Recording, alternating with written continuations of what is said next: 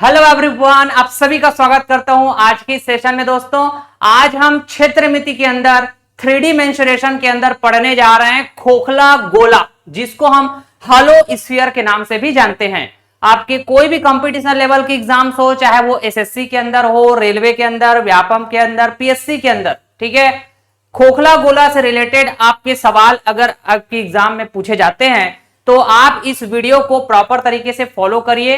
मैं आपको जानकारी के लिए बताना चाहूंगा कि अगर आप YouTube में सर्च करते हैं खोखला गोला से रिलेटेड कॉन्सेप्ट्स, ठीक है, खोखला गोला से रिलेटेड फार्मूले, तो आपको प्रॉपर तरीके से कि स्ट्रक्चर कंटेंट बहुत ही कम मिलेंगे दोस्तों, ठीक है। तो इसमें काफी वर्कआउट किया है मैंने, ठीक है, जिससे कि एक सिंपल तरीके से आपको खोखला गोला के पूरे कंसेप्ट को मैं डिटेल में आपको समझा पाऊं बेहतरीन लेवल में, ठीक है। तो आप इस वीडियो को प्रॉपर तरीके से फॉलो करिएगा।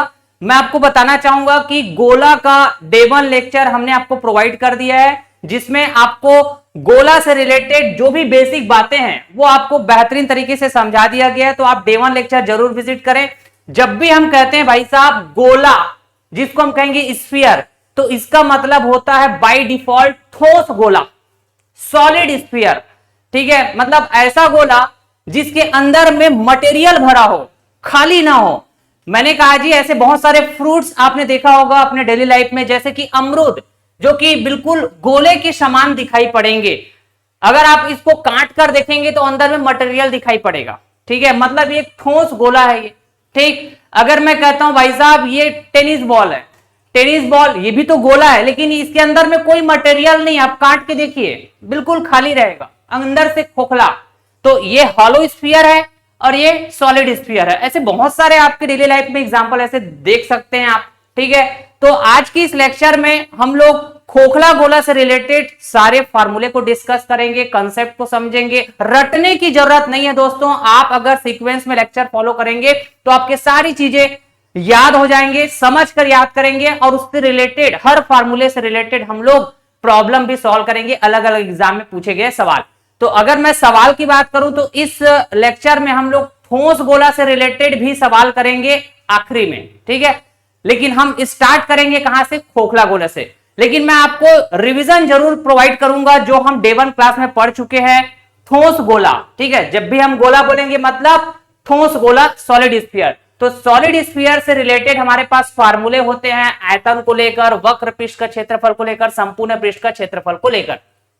जब भी एक ठोस गोले का या फिर गोले का वॉल्यूम कहेंगे, आयतन कहेंगे, तो 4/3 पाई r की पावर 3, ठीक है। जब भी हम कहेंगे कर्व्ड सरफेस एरिया, वक्र पृष्ठ का क्षेत्रफल CA से, तो हम बोलेंगे 4 पाई r², ठीक है जी। अगर हम कहते हैं संपूर्ण पृष्ठ का क्षेत्रफल, टोटल सरफेस एरिया, ठीक है, या फिर इसी को बोला जाता है जस्ट पृष्ठीय क्षेत्रफल, गोले का पृष्ठीय क्षेत्रफल कहिए, चाहे संपूर्ण पृष्ठ का क्षेत्रफल कहिए, ठीक है, चाहे सतह क्षेत्रफल कहिए, बात एक ही है, ठीक है। और अंग्रेजी में अगर हम कहें, सवाल में लिखा हो सरफेस एरिया, तो बाय डिफॉल्ट इसका मतलब टोटल सरफेस एरिया, जो कि 4 पाई r²। तो हमेशा ध्यान में रखेंगे एक ठोस गोले के लिए, एक ठोस गोले के लिए TA से और CA से, मतलब वक्र पृष्ठ का क्षेत्रफल और संपूर्ण पृष्ठ का क्षेत्रफल हमेशा बराबर होते हैं भाई साहब। जहां पे जो r है ये गोले की त्रिज्या है, और ये क्यों बराबर होते हैं बेहतरीन तरीके से आपको समझाया गया है। डे 1 क्लास जरूर विजिट करें, ठीक है जी। मैं तो आपको जस्ट रिवीजन दे रहा हूं जो मैं आपको पढ़ा के रखा हूं। अब अगर हम एक ठोस गोले को काट दिए ऐसे, और इस तरह से आपको काटना है कि बिल्कुल 50-50%, ये 50%, तो ये 50%, आधा आधा। जैसे आप अमरूद को काटेंगे तो बिल्कुल आधा आधा काट दिए, तो वो क्या कहलाएगा आपका? आधा गोला, अर्ध गोला, हेमिस्फीयर, ठीक है जी। तो इसका मतलब हम जब गोले की आयतन बात किए थे, तो भाई साहब अर्ध गोले का आयतन होगा, आधा हो जाएगा क्या? 4/3 पाई r की घात 3, ये होता था गोले का आयतन। अर्ध गोले का आयतन 2/3 पाई r की घात 3, यही कहेंगे, ठीक है। अगर हम कहते हैं कर्व्ड सरफेस एरिया गोले का, तो 4 पाई r² होता है, ठीक है। लेकिन अर्ध गोले का वक्र पृष्ठ क्षेत्रफल कहेंगे, CA से कहेंगे, तो आधा 2 पाई r²। लेकिन टोटल सरफेस एरिया अगर हम कहें गोले का, तो भाई साहब वक्र पृष्ठ के क्षेत्रफल के बराबर होगा, CSA के बराबर। बट अगर हम अर्धगोले का, हेमिस्फीयर का टोटल सरफेस एरिया कहेंगे तो आप आधा मत कर देना, ठीक है, आप बोलेंगे 3 पाई आर स्क्वायर। और ये कहां से आता है, तो आपने कहा जी टोटल सरफेस एरिया बराबर curved surface area plus base area. और बेस एरिया मतलब आपको है ना, अर्धगोले का अगर आप बेस कहेंगे तो ये है बेस, ठीक है जी। इसका एरिया हम कहेंगे तो पाई आर स्क्वायर। समझ पा रहे हैं क्या, तो ये पाई आर स्क्वायर बेस एरिया हो जाएगा सर, अर्धगोले के आधार का क्षेत्रफल। और अगर हम कहें सी ए से तो 2 पाई आर स्क्वायर, तो 2 pi R square plus pi R square, तो ये क्या हो जाएगा 3 पाई आर स्क्वायर। तो इन फार्मूले को ध्यान में रखेंगे, ठीक है। अच्छा, मैंने इससे रिलेटेड ठोस गोला और साथ के साथ अर्धगोला, इससे रिलेटेड सवाल भी आपको कराए हैं डे 1 क्लास में। आज भी हम करेंगे थोड़ा और अच्छे लेवल के सवाल, लेकिन ठोस गोला को पढ़ने के बाद हम खोखला गोला के बारे में भी थोड़ा समझ लेते हैं, ताकि सारे गोला से रिलेटेड सवाल हम आज के इस वीडियो में कवर कर सके, ठीक है जी। तो मैंने कहा जी, जैसे कि ये एक टेनिस बॉल है जिसके अंदर में कोई मटेरियल नहीं है, मतलब ये खाली है कि अंदर से खोखला है, ठीक है, अंदर से कैसा खोखला है, हॉलो है ना। तो ये क्या है, एक कंप्लीट गोला है लेकिन ये खोखला गोला है। तो जिस तरह से एक ठोस गोला, फिर हम बात किए थे अर्ध गोला, अर्ध ठोस गोला किए थे ना, वैसे ही खोखला गोला को भी हम आधा आधा काट देंगे, ठीक है, तो कुछ ऐसा दिखेगा, ठीक है, कुछ इस तरह से। समझ पा रहे हैं क्या, तो खोखला अर्धगोला, हॉलो हेमिस्फीयर और साथ के साथ हॉलो स्फीयर, खोखला गोला, ये दोनों के बारे में आपको, ठीक है, कंसेप्चुअली डिटेल्ड नॉलेज होना चाहिए, ठीक है। कंप्लीट गोला का कंसेप्ट आपको प्रोवाइड किया जा रहा है दोस्तों, ठीक है। और यकीन मानिए गोला से रिलेटेड कंप्लीट कंसेप्ट आपको यूट्यूब में बहुत ही ना के बराबर आपको देखने को मिलेगा, आप सर्च करके देख लीजिएगा, ठीक है। चलिए, मैंने कहा जी सबसे पहले हॉलो स्फीयर के बारे में अगर हम चर्चा करें तो भाई साहब अंदर का सरफेस और बाहर का सरफेस बात किया जाएगा कि नहीं किया जाएगा। मैंने कहा जी बाहरी त्रिज्या आउटर रेडियस, भीतरी त्रिज्या इनर रेडियस, ठीक है। मैंने कहा कि अगर एक खोखला गोला का जो आंतरिक त्रिज्या है ये स्मॉल आर और जो बाहरी त्रिज्या है ये कैपिटल आर, ठीक है। तो कुल मिला के अगर हम एक खोखले गोले का आयतन कहेंगे तो जैसे हम गोले का आयतन बताते हैं वैसे ही बताएंगे, लेकिन यहां पे दोनों तरह की त्रिज्या देखने को मिलेगा दोस्तों। 4/3 पाई ब्रैकेट के अंदर बाहरी त्रिज्या की घात 3 माइनस अंदर की त्रिज्या की घात 3। क्लियर बात, बढ़िया। अगर मैं कहूं कि इस खोखले गोले की मोटाई तो होगी ना, कैसे पता चलेगा सर, आप काटो और काटने के बाद ऐसे पकड़ के देखिए, ये इसकी मोटाई हो जाएगा। तो इस मोटाई को आपको पता करनी है दोस्तों, ठीक। तो आप बोलेंगे बाहरी त्रिज्या माइनस का अंदर की त्रिज्या, ये खोखले गोला की मोटाई कही जाएगी, ठीक।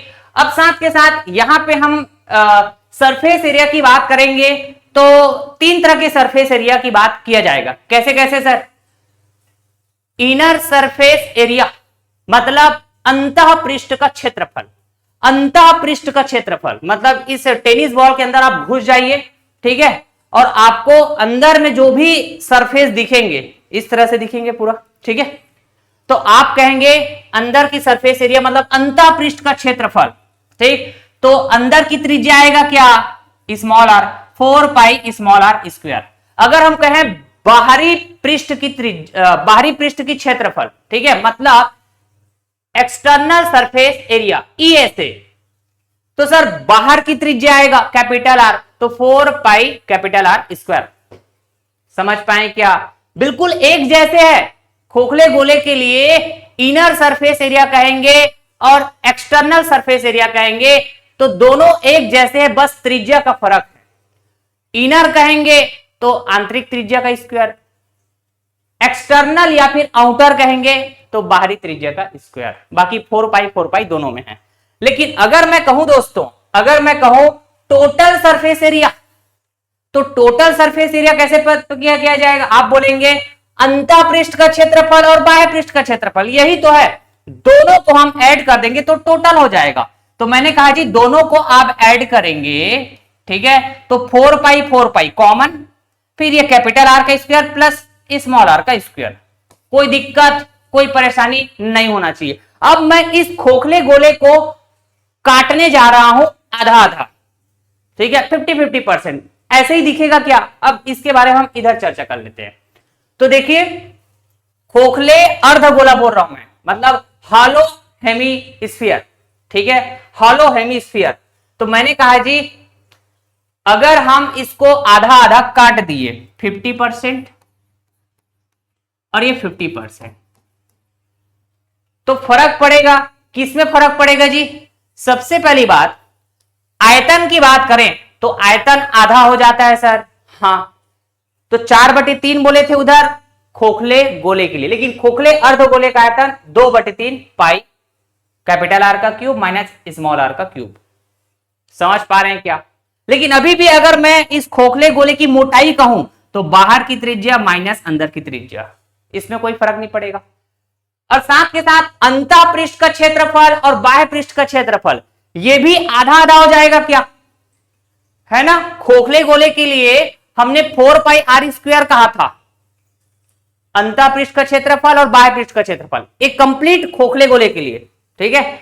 लेकिन अगर मैं कहता हूं खोखला गोला आधा है, खोखला अर्ध गोला, तो भाई साहब आधा आधा हो जाएगा, 4 का 2 हो जाएगा, 2πr²। इनर सरफेस एरिया, अच्छा एक्सटर्नल सरफेस एरिया 2πR²। तो सर अगर हम टोटल सरफेस एरिया कहें, टोटल सरफेस एरिया अगर हम कहें दोस्तों, तो क्या हम ये दोनों को ऐड कर देंगे तो मिल जाएगा क्या? जैसे यहां पे मिला था, समझते जाइए, मैं बोल रहा हूं ना, याद करने की जरूरत नहीं पड़ेगा, समझ कर आप देखिए। तो जैसे यहां पे हमने ऐड किया था अंतः पृष्ठ का क्षेत्रफल बाह्य पृष्ठ का क्षेत्रफल, दोनों को ऐड किया था तो टोटल सरफेस एरिया, वैसे ही खोखला अर्धगोला के लिए भी हम ऐड करेंगे तो क्या हमको टोटल सरफेस एरिया मिल जाएगा? तो आप कहेंगे कि सर ऐड तो यहां पर भी हो रहा है, तो बिल्कुल ऐड तो किया जाएगा। अरे 2πr², 2πR², ठीक है, तो 2π common, capital R² plus small R²। लेकिन ये क्या है सर? तो ये है दोस्तों आपके पास बेस एरिया। ये क्या है आपके पास? Base area. समझ पा रहे हैं क्या? अर्ध खोखला गोला या फिर खोखला अर्धगोले का बेस एरिया है। बेस एरिया कैसे पता करेंगे? आपने कहा जी ये अंदर का सर्कल, ठीक है, अंदर का सर्कल, ये अंदर का सर्कल मतलब जिसकी त्रिज्या स्मॉल आर, ठीक। और मैंने कहा जी ये है बाहर का सर्कल जिसकी त्रिज्या कैपिटल आर। तो दोनों के एरिया पता करेंगे, मतलब सर्कल के एरिया। तो आप बोलेंगे जो बड़ा वाला सर्कल है इसके एरिया पाई कैपिटल R², और अंदर वाले जो सर्कल है इसके एरिया पाई स्मॉल R²। तो आप इसको माइनस करेंगे तो आपको क्या मिलेगा? ये जो येलो कलर का आप देख पा रहे थे ना, येलो कलर, यही तो है बेस एरिया। किसका? खोखला अर्धगोले का, आधार का क्षेत्रफल, ठीक है। तो ये आधार के क्षेत्रफल को भी यहां पे ऐड करना पड़ेगा। जब आप टोटल सरफेस एरिया पता करे जाएंगे तो आप कहेंगे inner surface area plus external surface area, ये हो गया, ठीक है, प्लस बेस एरिया, तब जाके टोटल सरफेस एरिया मिलेगा, ठीक है। तो एक बार अच्छे से आप रिवाइज करेंगे दोस्तों और सवालों का प्रैक्टिस करेंगे तो यकीन मानिए, ठीक है, आपको रटने की जरूरत नहीं पड़ेगा, याद हो जाएगा, ठीक। चलिए फिर सबसे पहले हम लोग खोखला अर्धगोला और खोखला गोला से रिलेटेड 2-4 सवाल करते हैं। उसके बाद वापस से हम ठोस गोला और ठोस अर्धगोला में आएंगे, ठीक है। चलिए फिर देखिए, एक अर्धगोलाकार लकड़ी के कटोरे की भीतरी और बाहरी त्रिज्याएं क्रमशः 6 सेंटीमीटर और 8 सेंटीमीटर है। इसकी पूरी सतह को पॉलिश किया जाना है और पाई सेंटीमीटर स्क्वायर को पॉलिश करने की लागत 50 रुपए है। कटोरे को पॉलिश करने में कितना खर्च आएगा पता करके बतानी है। ध्यान रखिएगा, यहां पे जब भी सवाल में बोला जाए भीतरी और बाहरी त्रिज्याएं, मतलब खोखले गोले की बात हो रहा होगा, बहुत बढ़िया। लेकिन यहां पे जो गोला है ये आधा है क्या? अर्धगोला, ठीक है। तो जब भी खोखला अर्धगोले की बात होगी तो इनर सरफेस एरिया और आउटर सरफेस एरिया दोनों यहां पे बात किया जाएगा। क्लियर हो पा रही क्या? इस तरह से जैसा आप डायग्राम में देख पा रहे हैं। ठीक, तो मैंने कहा जी पूरी सतह को पॉलिश करना है, इस कटोरे की पूरी सतह को पॉलिश करना है, मतलब टोटल सरफेस एरिया की जरूरत पड़ेगी। और टोटल सरफेस एरिया चाहिए तो पहली बात बाहर का सरफेस एरिया प्लस अंदर का सरफेस एरिया, तो आप बोलेंगे 2 pi capital R square plus small R square, यही बोलेंगे। और साथ के साथ बेस एरिया, ठीक है, बेस एरिया मतलब ये वाला है ना, ठीक है। तो आप कहेंगे जी सर लिखेंगे पाई, फिर ब्रैकेट के अंदर कैपिटल आर का स्क्वायर माइनस स्मॉल आर का स्क्वायर। ठीक, यहां से टोटल सरफेस एरिया पता चल जाएगा। कर लेते हैं क्या पता? टोटल सरफेस एरिया बराबर, आपने कहा जी ये हो गया 2 पाई, ठीक है। फिर बाहर की त्रिज्या 8 है, अंदर की त्रिज्या 6 है, तो 8 का स्क्वायर 64 हो जाएगा, प्लस 6 का स्क्वायर 36, तो 64 और 36 100 हो जाएगा क्या? हाँ सर 100 हो जाएगा। 100 का गुणा 2 से करेंगे तो सर ये 200 हो जाएगा, डायरेक्ट लिख दूं 200 पाई, 200 पाई। ऐसे आप स्टेप्स बचा सकते हैं, है ना। मैंने कहा जी 8 का स्क्वायर मतलब ये 64, और क्या बोलेंगे 6 का स्क्वायर तो ये 36, तो 64 माइनस 36 करेंगे कितना होगा? 14 में 6 गया 8, है ना, और 5 में 3 गया 2, 28 आ जाएगा, 28 पाई। तो कुल मिला के टोटल सरफेस एरिया हमने पता कर लिया, पूरी सतह का क्षेत्रफल हमने पता कर लिया 228 पाई। किस में आएगा ये? सेंटीमीटर स्क्वायर में। ठीक, सवाल के हिसाब से अगर हम चलें तो पाई सेंटीमीटर स्क्वायर के लिए जो लागत है ये 50 रुपए है क्या? तो इसका मतलब अगर हम कहें 1 सेंटीमीटर स्क्वायर के लिए जो लागत होगा सर 50 को डिवाइड कर देंगे पाई से, तो ये पता चल जाएगा लागत रुपए में। तो 1 सेंटीमीटर स्क्वायर का हमको लागत पता है, हमको चाहिए 288 पाई सेंटीमीटर स्क्वायर जो एरिया है इसका लागत, क्योंकि इतने पूरे एरिया को हमको क्या करना है? पॉलिश करना है। ठीक है, तो भाई साहब हम गुणा कर देंगे, किसको गुणा करेंगे? 1 सेंटीमीटर स्क्वायर का जो लागत है उससे 50 बटे पाई। तो आपने कहा जी पाई से पाई निपटा दिया, 228 का गुणा 50 से करेंगे, ठीक है, तो हमको यहाँ पे खर्च पता चल जाएगा। तो आपने कहा सबसे पहले एक 0 लगा दिया जाएगा, 5 अट्ठे 40, ठीक है, फिर 5 दूनी 10 4 14, 5 दूनी 10 और 1 11, 11,400 रुपए। मतलब कटोरे की पूरी सतह को पॉलिश करने में कितना खर्च आएगा? 11,400। Option B will be correct. Super तरीके से। चलिए, एक खोखले अर्धगोलाकार बर्तन की आंतरिक और बाह्य त्रिज्याएं क्रमशः 6 सेंटीमीटर और 7 सेंटीमीटर है। बर्तन का कुल सतह क्षेत्रफल क्या है पता करके बतानी है, मतलब टोटल सरफेस एरिया बतानी है भाई साहब। ठीक है, आपने कहा जी टोटल सरफेस एरिया कैसे लिखा जाएगा एक खोखला अर्धगोले का? तो आपने कहा sir 2 pi capital R square plus small R square, फिर लिखेंगे plus pi capital R square minus small R square. ठीक है, अच्छा अब देखो बाहर की जो त्रिज्या है 7 सेंटीमीटर है, अंदर की त्रिज्या 6 सेंटीमीटर।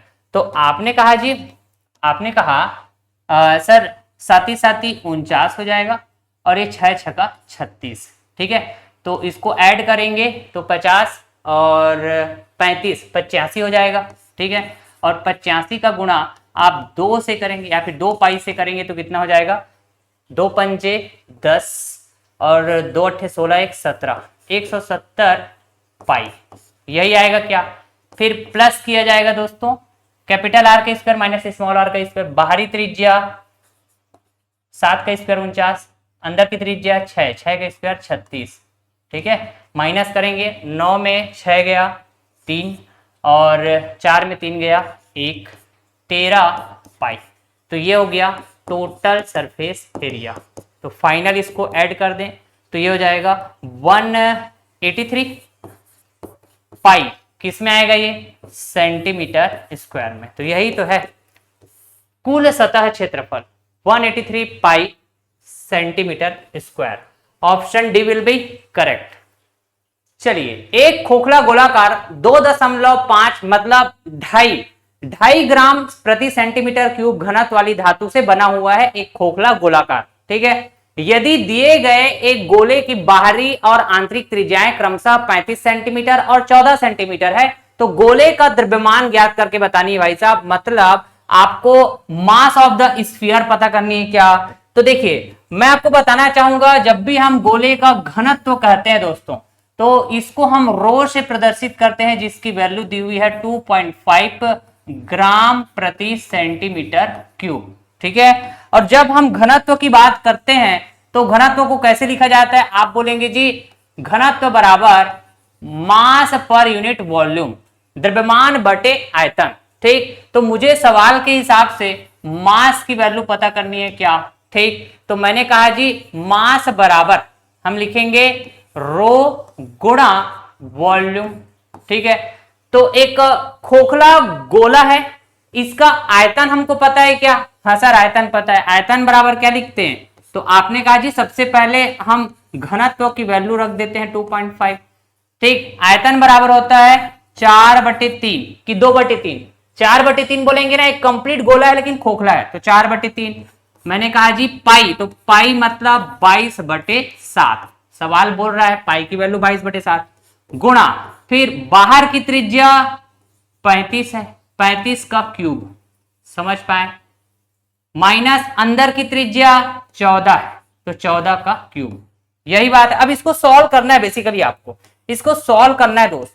मैंने कहा दशमलव हटाया तो सर ये 25/10 हो जाएगा, गुणा 4/3 गुणा 22/7।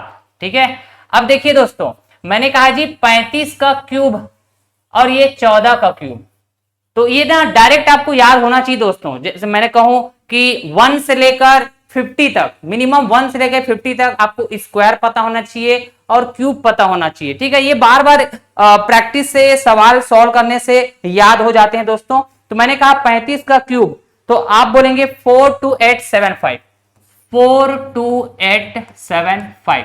अच्छा सर, 14 का क्यूब कहेंगे तो 4 चौक 16, चौक 64, मतलब ये आई थिंक 2744, 2744 ये होना चाहिए। अब इसको आपस में माइनस करेंगे दोस्तों, तो आपने कहा जी 5 में 4 1, ठीक है, फिर 7 में 4 3, फिर आप कहेंगे 8 में 7 1, ठीक, फिर कहेंगे 2 में 2 0 हो जाएगा, फिर 4, यही होगा क्या। ठीक है सर, फिर आपने कहा जी जो कैंसिल होता है उसको हम निपटा देते हैं, 25 गुणा 4 ये 100 हो जाएगा क्या। ठीक है, तो आपने कहा जी 10 से एक बार में, 10 से 10 बार में। ठीक है, बढ़िया, तो यहां पे 10 बचा है, गुणा, फिर आप बोलेंगे सर यहां पे 22/3। सर ये 7 कहां गया, अरे 7 कैंसिल कर देते ना, 7 एकम 7, 7 पंजे 35, 51 हो जाएगा, 7 7 49, 2 बचेगा 23, 7 तिया 21, फिर 2 बचेगा 21, 7 तिया 21। ठीक है, तो 57 33 है ना, यही बचेगा 57 33। मैंने कहा जी ये फिर से कैंसिल हो रहा है सर, 3 से एक बार में, मैंने कहा जी 3 से एक बार में, फिर 9 बार में, ठीक है, 3 या 27, फिर 3 से एक बार में, फिर से एक बार में, तो 19 11, ठीक, और इधर 10 गुणा 22। तो आपने कहा जी सबसे पहले 22 का गुणा हम 19 11 से कर देते हैं, तो 22 एकम 22, ठीक है, 22 एकम 22 और 2 24, थोड़ा कैलकुलेटिव है ये। फिर 22 निया, ठीक है, 20 निया 180, 2 निया 18, 198, 198 और 2 200, कैरी जाएगा 20, फिर 22 एकम 22, 22 और 20 42, समझ गए। और यहां पे बचा क्या है सर, 10, 10 का गुणा किया जाएगा। ठीक है, तो इस तरह से हमको क्या मिल जाएगा, यहाँ पे मास मिल जाएगा क्या, तो आप बोलेंगे जी मास बराबर द्रव्यमान बराबर है ना, यहाँ पे एक 0 लग जाएगा, 420, समझ पा रहे हैं क्या, ये किस में आएगा, ग्राम में आएगा। तो क्या बोलेंगे जी आप, option D will be correct. Super तरीके से देखिए, एक गोले का व्यास एक दूसरे गोले के व्यास से 4 गुना है। पहले गोले का पृष्ठीय क्षेत्रफल मतलब संपूर्ण पृष्ठ क्षेत्रफल, पहले गोले का पृष्ठीय क्षेत्रफल दूसरे गोले के आयतन के बराबर है। दूसरे गोले की त्रिज्या ज्ञात करके बतानी है। मैंने कहा जी यहाँ पे दो तरह के गोला है, गोला नंबर 1, गोला नंबर 2। ठीक है, अगर हम सबसे पहले व्यास के बारे में चर्चा करें तो सवाल के हिसाब से अगर दूसरे गोले का जो व्यास है, मान लो ये 2r है, तो पहले गोले का व्यास 4 गुना हो जाएगा, 2r का 4 गुना। ठीक, अगर हम त्रिज्या के बारे में चर्चा करें तो जैसा व्यास के लिए डिफाइन किया जाएगा वैसे ही त्रिज्या के लिए भी डिफाइन किया जाएगा। क्या? क्योंकि व्यास का आधा करने से त्रिज्या मिलता है। 2r का आधा करेंगे तो ये r, और यहां पे 4 गुना 2r का आधा करेंगे मतलब 2 का डिवाइड करेंगे तो ये 4r। दूसरे का त्रिज्या r है तो पहले का 4 गुना। ठीक है, बढ़िया। अब देखिए सवाल कहता है कि पहले गोले का पृष्ठीय क्षेत्रफल, पहले गोले का पृष्ठीय क्षेत्रफल मतलब 4 पाई r स्क्वायर, तो 4 पाई त्रिज्या का स्क्वायर बोलेंगे तो भाई पहले गोले का जो त्रिज्या है ये 4r है, तो आपने कहा जी 4r का स्क्वायर, यही बोलेंगे। ये बराबर है दूसरे गोले के आयतन के, तो दूसरे गोले का आयतन मतलब 4/3 पाई। ठीक है, और त्रिज्या का क्यूब बोलेंगे तो दूसरे गोले की जो त्रिज्या है वो r है। क्या? r का क्यूब। समझ पाए? बस फिर अब इसको सॉल्व कर दिया जाएगा यार, इसको सॉल्व कर दिया जाएगा। तो सबसे पहली बात सर हमको पता क्या करना है, दूसरे गोले की त्रिज्या पता करनी है, मतलब ये r की वैल्यू पता करनी, स्मॉल r की वैल्यू पता करनी। सवाल के हिसाब से सर ये पाई से पाई कैंसिल, 4 से 4 कैंसिल। ठीक है, साथ के साथ यहाँ पे r स्क्वायर और यहां से r स्क्वायर कैंसिल हो जाएगा, यहां बचेगा 4 का पावर 2 मतलब 16, 3 का गुणा हो जाएगा इधर, और इधर क्या बचेगा मात्र r, तो 16 तिया 48, 16 तिया 48। ठीक है, यही हो जाएगा हमारा आंसर। ठीक, दूसरे गोले की त्रिज्या हो जाएगा 48। क्लियर है? अब देखिए यहां पे गोला बोला था, और गोला मतलब ठोस गोला, यहाँ पे अर्धगोला बोला है क्या? नहीं, तो एक कंप्लीट गोला है और बाय डिफॉल्ट कैसा है? ठोस है, इसलिए हमने ठोस गोला का यहाँ पे पृष्ठीय क्षेत्रफल फार्मूला लगाया है, संपूर्ण पृष्ठ का क्षेत्रफल, और ठोस गोला के लिए आयतन का फार्मूला लगाया है। That's it. क्लियर? चलिए, किसी ठोस गोले और अर्धगोले का कुल पृष्ठीय क्षेत्रफल एक समान है, उनके आयतनों का अनुपात क्या है पता करके बतानी है। यहाँ पे दो तरह के गोला है, गोला नंबर 1 और एक गोला नंबर 2। गोले नंबर 1 को साफ साफ बोल दिया है कि ये ठोस गोला है, कंप्लीट गोला है लेकिन ठोस है। दूसरे गोले को बोला गया है अर्धगोला, तो ये भी बाय डिफॉल्ट ठोस होगा क्या? हाँ सर, बात तो सही है। ठीक है, तो अगर मैं कहता हूं एक ठोस गोले का संपूर्ण पृष्ठ क्षेत्रफल 4 पाई r स्क्वायर होता है क्या? ठीक है सर, 4 पाई r स्क्वायर। अगर मैं कहता हूं कि एक अर्धगोला जिसका टोटल पृष्ठ क्षेत्रफल, तो आधा हो जाएगा क्या सर? 2 पाई r स्क्वायर। नहीं, आधा नहीं, याद करिए 3 पाई r स्क्वायर। समझे क्या? 3 पाई r स्क्वायर। तो मैंने कहा ये पहले गोले की त्रिज्या तो r1, और दूसरे गोले जो कि अर्धगोला है इसकी त्रिज्या r2।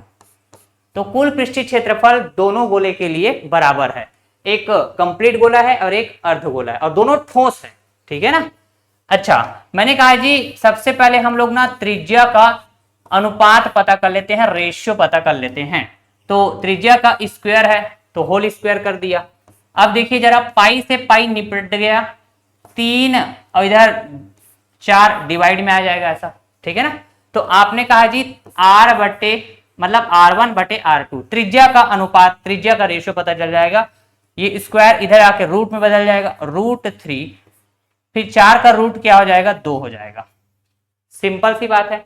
अब मुझे पता करनी है आयतन का रेशियो, रेशियो ऑफ वॉल्यूम। ठीक है, तो पहला कंप्लीट गोला है मतलब 4/3 पाई r1 की पावर 3, और दूसरा आधा है तो 2/3 पाई r2 की पावर 3। ठीक है, और यहां से देखिएंगे 3 से 3 निपट गया, पाई से पाई निपट गया, 2 से एक बार में, 2 से 2 बार में। ठीक, तो आपने कहा जी 2 गुणा r1 डिवाइड में r2, दोनों का पावर है यहाँ पे 3। r1 बटे r2 की वैल्यू वर्गमूल 3/2। ठीक है, तो आपने कहा जी 2 गुणा वर्गमूल 3/2 और इसकी पावर लगाएंगे होल पावर 3। ठीक, तो वर्गमूल 3 का अगर हम 3 बार गुणा करेंगे तो कितना आएगा जी? आप कहेंगे सर ये 3 वर्गमूल 3 आएगा। ठीक है, और यहां पे 2 की पावर 3, तो 2 की पावर 1 कैंसिल हो जाएगा, 2 की पावर 2 बचेगा, मतलब 4। ठीक है, तो 3 वर्गमूल 3 रेशियो 4, यही हमारा आंसर हो जाएगा। Option A will be correct. आपसे एक मिस्टेक हो सकता था अगर ये 2 वाले को आप मिस कर देते। ठीक है, तो 2 की घात 3 8, 3 वर्गमूल 3 रेशियो 8, ये भी ऑप्शन में दिया हुआ है। तो ऑप्शन भी ना बड़ा सोच समझ के दिया हुआ होता है दोस्तों, ध्यान रखेंगे। देखिए दोस्तों, जब हम बेलन पढ़े थे तो हमने एक पैटर्न वाले सवाल को सॉल्व करने का कंसेप्ट सीखा था, रेशियो मेथड वाला कंसेप्ट। वैसे ही यहां पर भी हम सीखेंगे, जब भी आपको 2 गोले से संबंधित रेशियो वाले सवाल पूछा जाएगा तो। ठीक है, मैंने कहा जी जैसे कि 2 गोला है, गोला नंबर 1, गोला नंबर 2। ठीक है, त्रिज्या दिया हुआ है R1, इसकी त्रिज्या दिया हुआ है R2, है ना। तो अगर मैं कहता हूं त्रिज्या का अनुपात, ठीक है, तो आप कहेंगे जी सर R1 की वैल्यू मान लो A है, R2 की वैल्यू B है, तो त्रिज्या का रेशियो लिखेंगे तो कैसे लिखेंगे? 1 से 2। ठीक है, गोले 1 से गोले 2 की त्रिज्या का रेशियो A रेशियो B, यही बोलेंगे कि नहीं बोलेंगे? बढ़िया। अब हम जानते हैं, चाहे गोले का कर्व्ड सरफेस एरिया कहिए, चाहे टोटल सरफेस एरिया कहिए, ये दोनों बराबर होता है क्या दोस्तों? आप कहेंगे 4 पाई R का स्क्वायर। किसी भी गोले के लिए जब भी आप कर्व्ड सरफेस एरिया और टोटल सरफेस एरिया लिखते हैं तो आप पाते हैं कि जी ये जो 4 है ये तो रहता ही है, पाई रहता ही है, लेकिन अलग अलग गोले की त्रिज्या अलग अलग होगा। तो आपने कहा जी कर्व्ड सरफेस एरिया चाहे टोटल सरफेस एरिया, ये डिपेंड करेगा, डायरेक्टली डिपेंड करेगा उस गोले के त्रिज्या के स्क्वायर पे। तो जब भी मैं कहता हूं रेशियो के फॉर्म में लिखना है मुझे 2 गोले के वक्र पृष्ठ का क्षेत्रफल का अनुपात या फिर टोटल सरफेस एरिया का अनुपात, तो कुछ कैसे लिखा जाएगा? R का स्क्वायर करके। तो त्रिज्या का रेशियो पता है, तो त्रिज्या के स्क्वायर का रेशियो कैसे हो जाएगा? A का स्क्वायर हो जाएगा रेशियो B का स्क्वायर। ऐसे ही हम रेशियो मेथड सीखे थे, स्मार्ट अप्रोच 2 बैलेंस से संबंधित रेशियो वाले सवाल को सॉल्व करने का। ठीक है जी। अब उसी तरह अगर मैं कहता हूं वॉल्यूम, ठीक है, तो किसी भी गोले का वॉल्यूम लिखना है, और गोले बोल रहा हूं तो कंप्लीट गोला है ना, है ध्यान रखना, और वो भी ठोस गोला, तो 4/3 क्या लिखते हैं हम लोग? 4/3 तो लिखेंगे ही किसी भी गोले का आयतन के लिए। ठीक है, पाई भी लिखते ही हैं, बाय डिफॉल्ट रहेगा ही, फिक्स वैल्यू कांस्टेंट वैल्यू है, लेकिन हम लिखते हैं भाई साहब त्रिज्या का क्यूब। अलग अलग गोले की त्रिज्या अलग अलग होगा। तो अगर मैं कहता हूं गोले का आयतन, ये एक ही बात पे डिपेंड कर रहा है डायरेक्टली, किस बात पे? त्रिज्या के क्यूब। तो अगर मुझे 2 गोले की 2 गोले के लिए त्रिज्या का अनुपात पता हो, तो उन दोनों गोले के लिए आयतन का अनुपात लिख पाएंगे, वॉल्यूम का रेशियो, तो R क्यूब, यही बोलेंगे क्या? क्योंकि वॉल्यूम डायरेक्टली डिपेंड कर रहा है R क्यूब पर, है ना। तो मैंने कहा जी त्रिज्या का क्यूब किया जाएगा त्रिज्या की घात 3, तो A की घात 3 रेशियो B की घात 3। समझ पा रहे हैं क्या?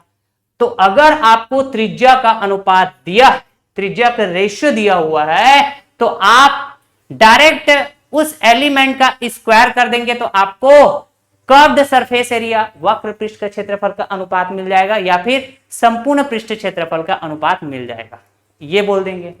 अगर आप त्रिज्या के एलिमेंट का क्यूब कर देंगे, मतलब A का क्यूब B का क्यूब, तो आपको उन दोनों गोलों के आयतन का अनुपात मिल जाएगा। ठीक, चलिए एक सवाल करते हैं। 2 गोले की पृष्ठीय क्षेत्रफल मतलब टोटल सरफेस एरिया, जो डायरेक्टली डिपेंड करेंगे R स्क्वायर की वैल्यू पर। ठीक है, तो हमको दिया हुआ है 2 गोले के पृष्ठीय क्षेत्रफल का अनुपात 1/4 है, उनके आयतन का अनुपात पता करनी है, यही बात है क्या? तो मैंने कहा जी सबसे पहली बात, पृष्ठीय क्षेत्रफल मतलब टोटल सरफेस एरिया, इसका रेशियो लिखना है तो आप क्या बोलेंगे, सर ये तो सवाल में दिया हुआ है 1:4, 2 गोले के लिए, ठीक है। ओके, तो अगर मैं कहता हूं त्रिज्या का अनुपात, त्रिज्या का रेशियो बताओ, तो सर हम रूट पता कर लेंगे। 1 का रूट पता किया जाएगा, रेशियो 4 का रूट पता किया जाएगा। समझ पाए ना?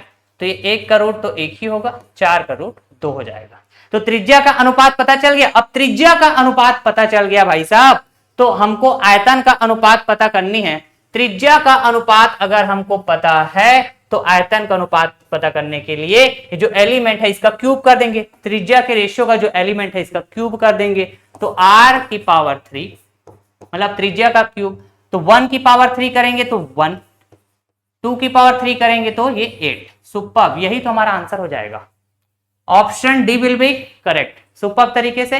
तो ये स्मार्ट अप्रोच है दोस्तों। चलिए, गोले ए और बी की त्रिज्याओं का योग 14 सेंटीमीटर है। ए की त्रिज्या बी की त्रिज्या से बड़ी है। उनके सतह क्षेत्रों के बीच का अंतर 112 पाई है।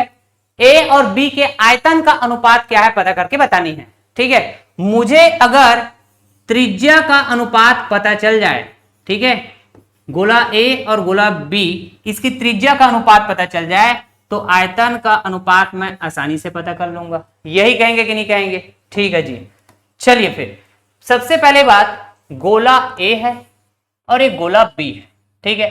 गोले ए की जो त्रिज्या है आर ए, गोले बी की जो त्रिज्या है ये आर बी है, ठीक है क्या। अच्छा, सवाल कह रहा है कि दोनों की त्रिज्याओं का योग 14 सेंटीमीटर है ना। अब देखो सवाल कह रहा है कि उनके सतह क्षेत्रों के बीच का अंतर, सतह क्षेत्रफल मतलब सर सतह क्षेत्रफल सरफेस एरिया, और सरफेस एरिया इसका बाय डिफॉल्ट मतलब क्या होता है, मैंने कई बार बताया, 1000 बार बताया, टोटल सरफेस एरिया मतलब पृष्ठीय क्षेत्रफल मतलब संपूर्ण पृष्ठ क्षेत्रफल, ठीक है। तो गोला ए के लिए संपूर्ण पृष्ठ क्षेत्रफल, ठीक है।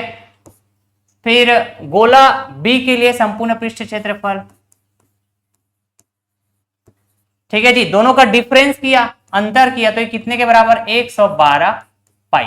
ये सवाल बोल रहा है ना, अंतर दिया हुआ है ना। अब देखो यार, मैंने कहा जी 4 पाई कॉमन ले लिया, फिर आर ए का स्क्वायर माइनस आर बी का स्क्वायर, ठीक है, ये हो जाएगा 112 पाई, ठीक है। अच्छा, हमने कहा जी पाई से पाई निपटा दो, ठीक है, पाई से पाई निपट गया। 4 से एक बार में, 4 तिया 12, अरे 4 तिया 12 कैसे होगा, 4 दूनी 8, 4 अट्ठे 32, 28 है ना। अब ये क्या हो जाएगा जी, R A minus R B, ठीक है, और ये R A plus R B होगा कि नहीं होगा, ठीक है, बराबर लिखेंगे हम लोग 28 होगा। अब देखिए R A plus R B कितनी है, 14, ठीक। तो आपने कहा जी 14 गुणा R A minus R B बराबर 28। तो 14 से एक बार में, 14 से दो बार में, तो R A minus R B कितना हो जाएगा, 2। क्लियर है, कितना, 2 सेंटीमीटर, ऐसा लिख सकते हैं। तो बस फिर अब ये तो सॉल्व हो गया। मैंने कहा जी यहाँ पे एक समीकरण लिखते हैं हम लोग, R A minus R B बराबर 2 सेंटीमीटर। तो आप बोलेंगे ये दोनों को हम आपस में ऐड कर दें अगर, ठीक है, तो काम बन जाएगा। आपने कहा ये आर बी और ये R B plus minus cancel हो जाएगा, ऐड करेंगे तो 14 और 2 16, और इधर हो जाएगा 2RA बराबर 14 2 16। तो RA की वैल्यू कितना हो जाएगा, 2 अट्ठे 16, 2 एकम 2, 2 अट्ठे 16, थोड़ा कैलकुलेशन तो है, 8 सेंटीमीटर। तो RA की वैल्यू है ना, RA की वैल्यू 8 सेंटीमीटर है। RB की वैल्यू कितना होगा, तो आप बोलेंगे ये अगर 8 है तो RB की वैल्यू 6 होना चाहिए, तभी तो 8 और 6 14, 8 माइनस 6 2, ठीक है ना, ये लो। तो अगर मैं रेशियो निकालना चाहूं दोस्तों, RA रेशियो RB, तो आप बोलेंगे 8 रेशियो 6, 2 चौके 8, 2 तिया 6, 4 रेशियो 3 आएगा। तो त्रिज्या का रेशियो मैंने पता किया 4 रेशियो 3। गोले A से गोले B त्रिज्या का रेशियो 4 रेशियो 3 है, तो त्रिज्या का क्यूब कर देंगे तो आयतन का रेशियो पता चल जाएगा ना दोस्तों। तो 4 चौके 16, 16 चौके 64, बहुत बढ़िया। 3 का क्यूब करेंगे, 3 तिया 9, 9 तिया 27। यही तो हमारा आंसर है, समझे क्या? 64:27। Option C will be correct. Super तरीके से। चलिए ना, एक सवाल सेम पैटर्न के सवाल है दोस्तों, मैं चाहूंगा कि आप जरूर इसको सॉल्व करिएगा और कमेंट बॉक्स में अपना आंसर जरूर बताइएगा। सेम पैटर्न के सवाल है, प्रीवियस सवाल जैसा। अगला सवाल थोड़ा सा नया पैटर्न के सवाल, लेकिन हम रेशियो मेथड से ही सॉल्व करेंगे। देखना मजेदार तरीके से। एक ठोस गोले की त्रिज्या 42 सेंटीमीटर है। इसे पिघलाकर समान छोटे ठोस गोले बनाए जाते हैं जिनकी त्रिज्या 7 सेंटीमीटर है ना। ऑब्वियस सी बात है, छोटा गोला बनाएंगे तो 7 सेंटीमीटर त्रिज्या, और बड़ा गोला का त्रिज्या क्या था? 42 सेंटीमीटर।